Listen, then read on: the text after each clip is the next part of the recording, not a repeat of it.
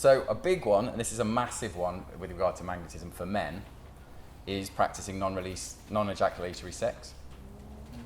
Okay, and so I wouldn't advise doing this if you suffer from, like, you haven't gone through the liberation and acceptance phase. You'll just increase the level of emotion, and it'll be really, really intense. It can help, but it's a very intense practice. Right, but do the women in here for their menstrual cycle use spring, summer, autumn, winter? The language of spring, summer, autumn, winter. Yeah. The stages, the phases of your cycle. Okay, so winter being when you're on your bleed, and ovulation being summer. Men have the same cycle, not monthly, but for ejaculatory sex, we have exactly the same cycle in the sense when we ejaculate, that's winter. And if you think of a battery, you've just emptied the battery completely. And so you go into spring, which is when you charge a battery initially, from a science point of view, it takes a lot of energy to charge the battery. And so once it starts charging, it gets easier to charge. And then you go into summer, and that's would say when a man's horny at that point, you'd say, I've got too much sexual energy. But it's actually not true.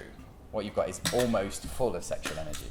And if you think of that as two magnets that are close to each other, and you've ever done that at school or whatever, like there's a pull towards them, right? And you can feel there's a charge, and that's what's happening, and you feel that's the horniness, basically. And so when you do that, it's like, eventually, if you can push through that and not ejaculate, the magnets come together, and you go what I phrase into autumn. And at that time, your energy, you have much more vitality, you're much more calmer, but you can get turned on a lot quicker, but you can come down more quickly.